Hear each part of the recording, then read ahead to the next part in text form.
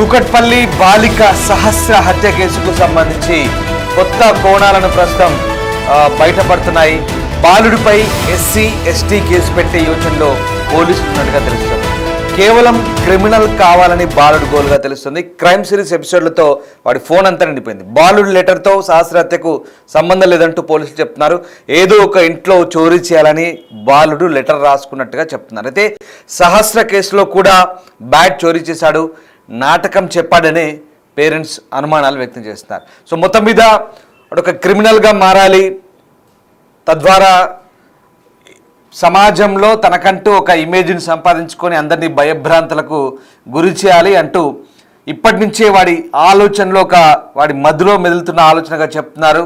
అందుకోసమే వాడు జేబులో కత్తి కూడా పెట్టుకొని తిరుగుతున్నట్టుగా ప్రచారం కూడా ఉంది. అలాగే ఒక మొబైల్ ఫోన్ని కూడా చోరీ చేసినట్టుగా సమాచారం. దాంతోపాటు ఈ బ్యాట్ కోసం అంటే వాడు రాసుకున్న లెటర్ కంప్లీట్గా 1 నెల క్రితం రాసుకున్నప్పటికీ కూడా ఈ సహస్ర హత్యకి ఆ లెటర్కి సంబంధం లేదు. కానీ ఇక్కడ కూడా చోరీకి వచ్చాడు. చోరీ చేస్తున్న క్రమంలో ఆమె చూడడంతో ఆమెను విచక్షణ రహితంగా పొడిచి చంపాడనేది పోలీసుల కథనం.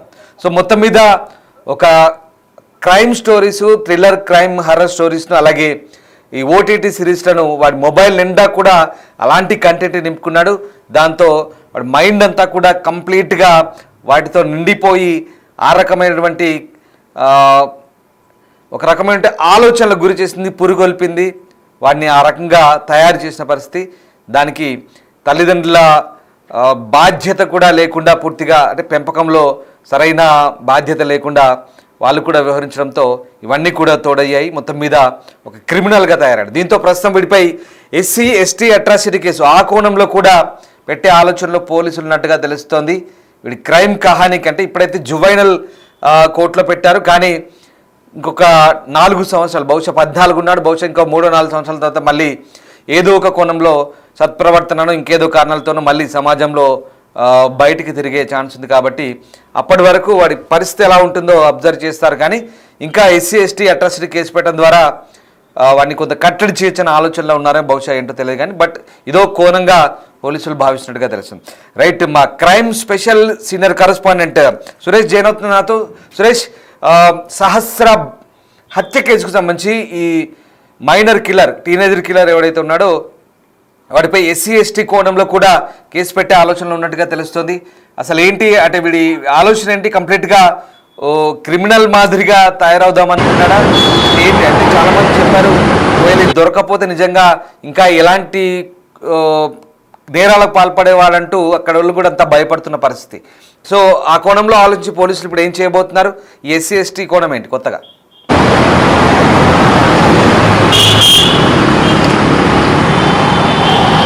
పోలీసులు దర్యాప్తు చేస్తున్న క్రమంలో ఒక్కొక్క విషయం బయటికి వస్తుంది. అయితే ముందుగా లెటరు ఆ రోజే రాసుకున్నారు, మిషన్ డన్ అని చెప్పేసి రాసుకున్న లెటరు ఆ సహస్ర హత్యకు సంబంధించి అనుకున్నారు. కానీ అది 2 months బ్యాకే లెటర్ రాసుకున్నాడు. తాను సెల్ ఫోన్లో యూట్యూబ్లో అనేక క్రైమ్ సిరీస్లు చూశాడు. తాను ఒక క్రిమినల్గా మారి తనకు కంటూ ఒక ప్రత్యేకమైనటువంటి గుర్తింపు తెచ్చుకోవాలని చెప్పేసి కూడా 10th క్లాస్ చదువుతున్న ఆ బాలుడు ఇంత క్రిమినల్గా మారడానికి కారణం సెల్ ఫోన్లో ఉన్నటువంటి ఓటీటీలో చూసినటువంటి క్రైమ్ సిరీసే అని చెప్పేసి పోలీసులు గుర్తించడం జరిగింది. తాను ఎక్కడో ఒక చోట దొంగతనం చేయాలి, అడ్డొచ్చిన వాళ్ళని హత్య చేయాలి, తాను ఒక పెద్ద క్రిమినల్గా తయారు కావాలి అని చెప్పేసి కూడా ఆ బాలుడు ఆలోచించి ఇలా స్కెచ్ వేసి మొత్తం పూర్తిగా అమలు చేసినట్టుగా పోలీసులు చెప్తున్నారు. ఆ సహస్ర హత్య కేసు తర్వాత ఆ బాలుడు వాడినటువంటి సెల్ ఫోన్ని స్వాధీనం చేసుకున్న పోలీసులు ఆ సెల్ ఫోన్లో ఉన్నటువంటి సమాచారాన్ని అంతా కూడా సేకరించిన క్రమంలోనే ఇప్పుడు ఒక్కొక్క విషయం బయటికి వస్తుంది. మొత్తం ఆ సెల్ ఫోన్లో గత కొన్ని నెలల నుంచి యూట్యూబ్లో క్రైమ్ కంటెంట్ను చూస్తూ ఏ విధంగా హత్యలు చేస్తారు, ఏ విధంగా మర్డర్లు చేస్తారు, చోరీలు ఏ విధంగా చేస్తారు, గతంలో జరిగినటువంటి ఓటీటీ సిరీస్లు ఏదైతే వాటి కల్పిత ఆధారంగా తీసే ఓటీటీ సిరీస్లు అన్నిటిని కూడా చూసి తాను ఇన్స్పిరేషన్ అయ్యి ఖచ్చితంగా నేను కూడా ఇలాంటి ఒక మర్డర్ చేస్తే ఫేమస్ అవుతాను, తను పెద్ద క్రిమినల్ కావాలి అని చెప్పేసి కూడా కలలు కానీ ఈ విధంగా హత్య చేసినట్టుగా పోలీసులు గుర్తించడం జరిగింది. ప్రస్తుతం ఆ లెటర్ ఏదైతే కీలకంగా మారిందో ఆ లెటర్ 2 months బ్యాకే ఆయన రాచుకున్నట్టు కూడా గుర్తించడం జరిగింది. అంతేకాకుండా ఆ సహస్ర దళిత కుటుంబానికి చెందిన ఆమె కాబట్టి SC ST కేసు నమోదు చేసి మరికొన్ని అంటే సెక్షన్లు యాడ్ చేస్తామని చెప్పేసి కూడా పోలీసులు చెప్తున్నారు. ప్రస్తుతం దీనికి సంబంధించి ఇప్పుడు పోలీసులు ఆల్రెడీ బాబుని అరెస్ట్ చేసి జువెనియల్ కోర్టులో హాజరుపరిచి జువెనియల్ హోమ్కి పంపించారు కాబట్టి ఇప్పుడు ఖచ్చితంగా మేజర్ అయ్యే వరకు అక్కడే ఉంటాడు. మేజర్ అయిన తర్వాత చెంచల్ కూడా జైలుకి తరలిస్తారు. కేసు కోర్టులో నడుస్తుంది కాబట్టి తప్పించుకునే పరిస్థితి ఉండదు. ఎందుకంటే మైనర్ కాబట్టి మాత్రం మైనర్కి ఇలాంటి చట్టంలో ఉన్నాయో వాటి ప్రకారమే చర్యలు తీసుకున్నారు. మేజర్ అయిన తర్వాత ఇదే హత్య కేసుని రన్ చేస్తారు. ఒకవేళ మైనర్ ఉన్న సమయంలోనే ట్రయల్ నడిచి ఫాస్ట్ ట్రాక్ కోర్టులో ఇట్లా ట్రయల్ నడిపించి శిక్ష పడే విధంగా చేస్తే ఖచ్చితంగా ఆ శిక్ష మేజర్ అయిన తర్వాత కూడా అమలయ్యే అవకాశం ఉంటుంది. అయితే బాలుడు తప్పించుకునే పరిస్థితి ఉండదు. కానీ SC ST కేసు నమోదు చేస్తే బాధిత కుటుంబానికి కూడా కొద్దిగా లాభం చేకూరే అవకాశం ఉంటుంది. ఖచ్చితంగా దళితులపై దాడులు జరుగుతున్నాయి కాబట్టి ఆ కోణంలోనే SC ST కేసు కూడా నమోదు చేసి ఆ సెక్షన్స్ కూడా బాలుడి పైన నమోదు చేసే యోచనలో పోలీసులు ఉన్నట్టు తెలుస్తుంది. దానికి సంబంధించి వాటిని కూడా యాడ్ చేస్తారు. అయితే ఇన్వెస్టిగేషన్ ఇంకా కొనసాగుతుంది. బాలుడు హత్యకు సంబంధించిన చేసినటువంటి కత్తి, ఆ సెల్ ఫోన్, అక్కడ వాడిన సెల్ ఫోన్, అదేవిధంగా అతను వెళ్ళినటువంటి కొన్ని ఎక్విప్మెంట్ అంటే ఈ కేసుకు కావాల్సినటువంటి ఆధారాలన్నిటిని కూడా పోలీసులు సేకరించి జువెనియల్ కోర్టులో సబ్మిట్ చేస్తారు. ఖచ్చితంగా ఇప్పటికే జువెనియల్ హోమ్లో అనేక హత్యలకు సంబంధించి కావచ్చు, నేరాలకు సంబంధించిన మైనర్ బాలులు కూడా ఉంటారు. వారందరికీ అంటే వారు చదువుకునే వయసు కాబట్టి ఖచ్చితంగా వారు చదువుకోవాలి. చదువుకున్న తర్వాత వారికి మేజర్ అయిపోతే మేజర్ అయిన తర్వాత ఒక జువెనియల్ హోమ్ నుంచి చెంచల్ కూడా జైలుకి తరలిస్తారు. అక్కడ ఉంచి ఈ కేసులో తీర్పు ఏ విధంగా వస్తే ఆ విధంగా అమలు చేస్తారు శిక్షలను. ఖచ్చితంగా ఈ కేసుకు సంబంధించిన ఆధారాలు ఎవిడెన్స్ని కోర్టు ముందు ఉంచే ప్రయత్నం పోలీసులు చేస్తున్నారు. ఇన్వెస్టిగేషన్ చేస్తున్న క్రమంలోనే ఈ సంచలనమైనటువంటి విషయాలు బయటికి వస్తున్నాయి. అయితే హత్య జరిగిన తర్వాత బాలుడు ఎవరికీ అనుమానం రాకుండా మళ్ళీ హత్య చేసిన తర్వాత ఎలాంటి బెరుకు భయము ఏది లేకుండా 3 రోజుల పాటు అదే పక్కింట్లోనే ఉండి తిరుగుతూ ఉన్నాడు. 2 రోజుల తర్వాత స్కూల్కి కూడా వెళ్ళడం జరిగింది. ఆ తర్వాత పోలీసులు అన్ని కోణాల్లో దర్యాప్తు చేసినా ఎక్కడ ఆధార్ దొరకకపోవడం బాబు వాళ్ళు కూడా నేరాన్ని దాచిపెట్టడంతో వాళ్ళు కూడా నేరస్తులుగా పరిగణించారా? మరి వాళ్ళ పరిస్థితి ఏంటి? వాళ్ళు పోలీసుల అదుపులోనే ఉన్నారా? చాలా మంది మన కామెంట్ రూపంలో అదే అడుగుతున్నారు. గతంలో చేసిన స్టోరీల మాదిరిగా ఇప్పుడు ఇవన్నీ కూడా డౌట్స్ రేజ్ అవుతున్నాయి. సో వాళ్ళ పరిస్థితి ఏంటి? పోలీసులు ఇన్వెస్టిగేషన్ చేస్తున్నారు. ఇప్పటి వరకు వాళ్ళ తల్లిదండ్రులకు తెలుసు అని ఎక్కడ చెప్పలేదు. అంటే వారికి తెలిసి చెప్పకుండా ఉన్నారు అని చెప్పలేదు. తల్లిదండ్రులకు కూడా తెలియకుండా ఈ బాలుడు ఇలా చేశాడనే దానికి సంబంధించి ఇన్వెస్టిగేషన్ చేస్తున్నాడు. ఆధారాలు దొరికిన తర్వాత వారు ఒకవేళ నేరం చేసిండని తెలిసి చెప్పకుండాటైతే వారిపైన కూడా కేసులు పెట్టి అరెస్ట్ చేసే అవకాశం ఉంది. ఎందుకంటే ఏదైనా నేరం జరిగినప్పుడు వారిని దాచిపెట్టే ప్రయత్నం కానీ తప్పించే ప్రయత్నం కానీ ఏది చేసినా చట్టపరిధిలో వారిపై కూడా కేసులు నమోదు చేసి అరెస్ట్ చేశారు. ఖచ్చితంగా ఒకవేళ ఆ బాలుడు తల్లిదండ్రులకు తెలిసి ఆ బాబు పోలీసులకు సమాచారం చెప్పకుండా తప్పించే ప్రయత్నం చేసినట్లు తేలితే వారిని కూడా ఈ కేసులో నిందితులుగా చేసి అరెస్ట్ చేసే అవకాశం ఉంది. కానీ దాదాపు 2-3 రోజులు వారిని విచారించారు. వారు మాకేం తెలియదని చెప్పినట్టు తెలుస్తుంది. బాలుడు తండ్రి మద్యానికి బానిసై ఎలాంటి పని చేయకుండా ఇంట్లోనే ఉంటాడు. తల్లే ఒక్కతే కష్టపడి ఆమె కూలి పని చేస్తూ కుటుంబాన్ని చదువుతుంది. ఇంకా 2 ఆడపిల్లలు కూడా వాళ్ళకు ఉన్నారు కాబట్టి వారు కూడా అదే స్కూల్లో చదువుతున్నారు. దీనికి సంబంధించి బాలుడు మొత్తం అక్కడ వ్యసనాలకు అలవాటయ్యి సెల్ ఫోన్ వాడుతూ క్రిమినల్కి సంబంధించిన సిరీస్లు అన్నీ కూడా చూస్తూ తాను ఒక క్రిమినల్గా తయారు కావాలి. తను ఎక్కడ అంటే సహస్రనే కాదు ఎవరైనా సరే సహస్ర హత్యకు సంబంధం లేదన్నట్టుగా కూడా అర్థమవుతుంది. అంటే కేవలం క్రిమినల్ యాక్టివిటీని అలవర్చుకోవాలి, తద్వారా తానేదో సమాజంలో ఒక పెద్ద క్రిమినల్గా తయారవ్వాలి, ఒక డాన్గా తయారవ్వాలనే ఒక ఇంటెన్షన్తోనే వాడు ఇప్పటి నుంచి ఇలాంటి కార్యకలాపాలకు పాల్పడుతున్నాడు అనేది పోలీసుల వర్షన్గా మనం భావించవచ్చు సార్.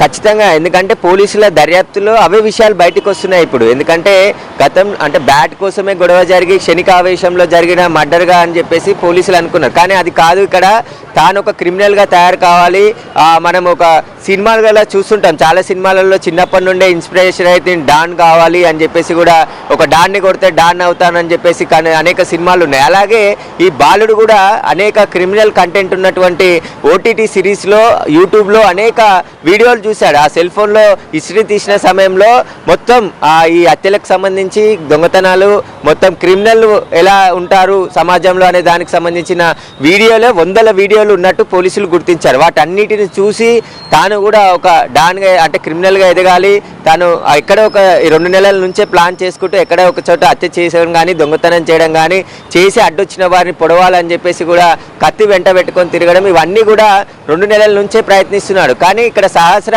ఇంట్లోకి వెళ్ళడం, అక్కడ బ్యాట్ గురించి గొడవ జరగడం, ఆ తర్వాత తాను అనుకుంటున్నటువంటి ప్లాన్ అంతా అక్కడే ఇంప్లిమెంట్ చేయడం, సహస్రని హత్య చేసి అత్యంత దారుణంగా 20కి పైగా కత్తిపోట్లు పొడిచి మళ్ళీ ఏది తెలియనట్టుగా ఆ పక్కింట్లోకి వెళ్ళి పోలీసులు వచ్చిన సమయంలో తాను ఉంటున్నటువంటి ఇంట్లోకి వెళ్ళి పోలీసు వచ్చిన సమయంలో సహస్ర డాడీ డాడీ అరిచినట్టు నేను విన్నానని చెప్పాడు. అదే ఇప్పుడు పోలీసులకి ఈ బాలుని పట్టించింది, అదే క్లూ. ఎందుకంటే ఎవరికి వినబడని మాటలు వీడికే ఎందుకు వినబడ్డాయి అనే దానికి సంబంధించి పోలీసులు రివర్స్లో ఇన్వెస్టిగేషన్ చేసుకొచ్చిన క్రమంలో ఎక్కడ ఎలాంటి ఆధారాలు లేవు. ఈ ఇంట్లో నుంచి పక్కింట్లో నుంచే ఇంట్లోకి ఎవరో వచ్చి ఉండాలి, ఈ ఇంట్లో నుంచి వచ్చి ఉండాలంటే ఈ బాలుడు అదే ఇంట్లో ఉంటున్నాడు కాబట్టి అతన్ని గట్టిగా విచారించడం అప్పుడు నిజం ఒప్పుకున్నాడు. అంటే 4 రోజుల పాటు పోలీసులకి ఎక్కడా కూడా డౌట్ రాకుండా చాలా తెలివిగా ఒక క్రిమినల్ కూడా ఎక్కడో ఒక చోట తప్పు చేసి దొరుకుతారు, కానీ ఏ తప్పు అంటే అక్కడ కత్తి కానీ ఫింగర్ ప్రింట్స్ కానీ ఏవి దొరకకుండా ఎలా తప్పించుకున్నాడు అనే దానికి సంబంధించి పోలీసులు ఇన్వెస్టిగేషన్ రివర్స్లో చేసిన క్రమంలో ఆ బాలుని అదుపులోకి తీసుకొని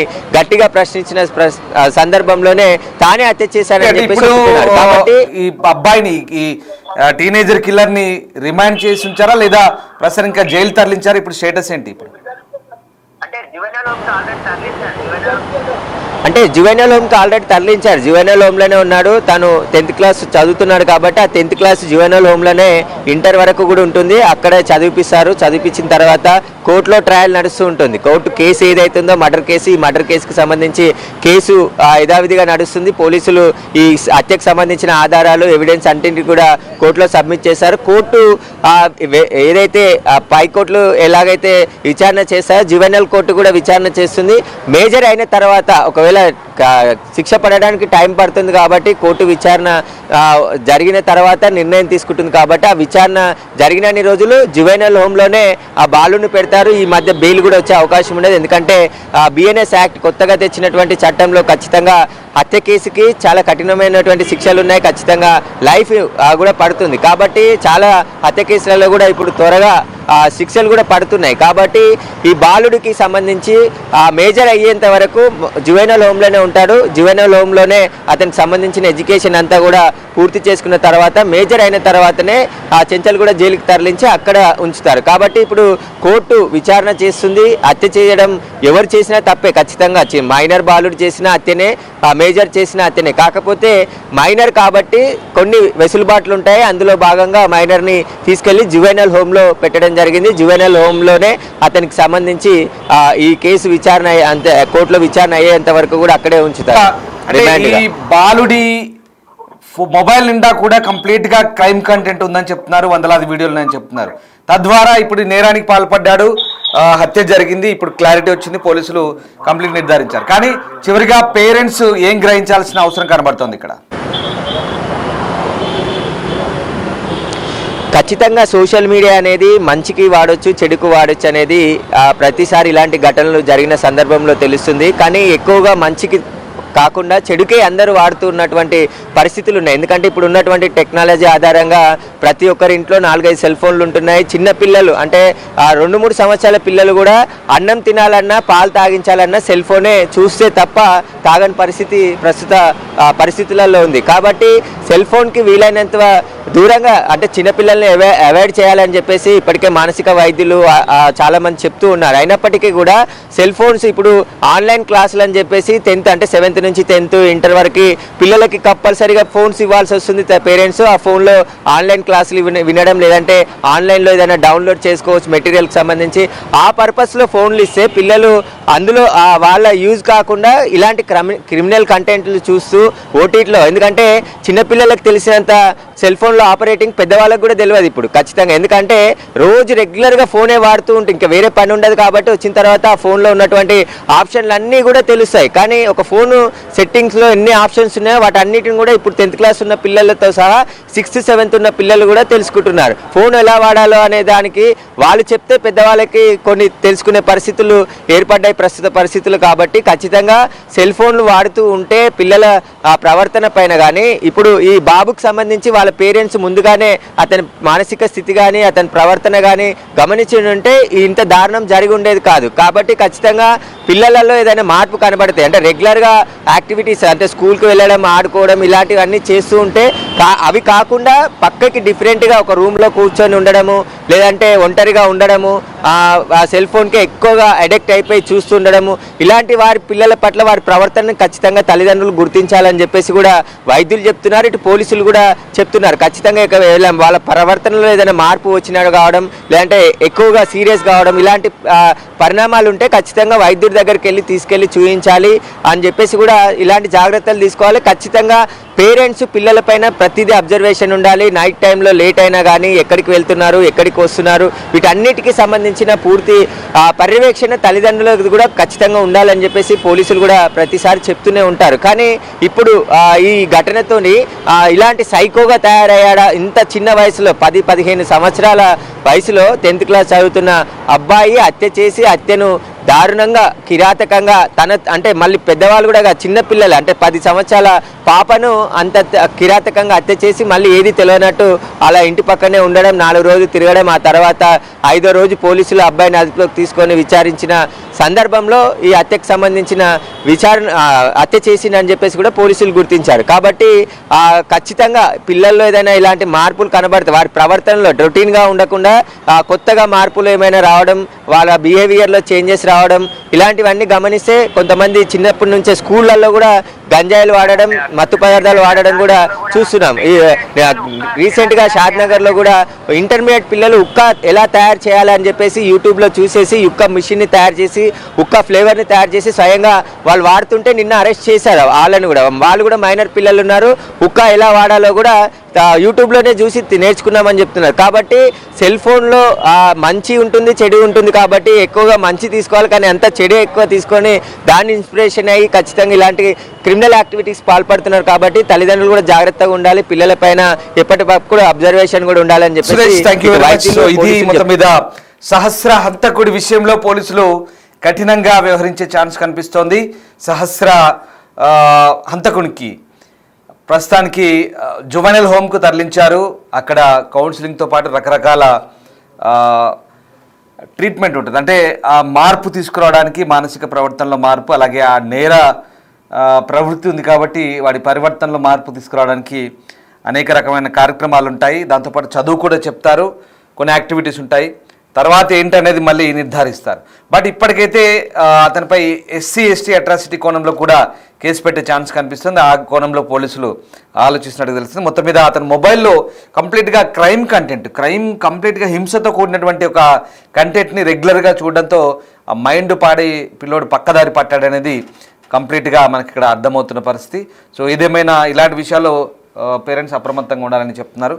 రైట్, ఒకసారి ఆ టీనేజర్ కిల్లర్ గురించి ఆ సహస్ర తల్లికి కూడా తెలిసిన కొన్ని అంశాలను షేర్ చేసుకుంది. ఆమె ఏం చెప్పిందో, ఏం రియాక్ట్ అయిందో ఒకసారి చూద్దాం.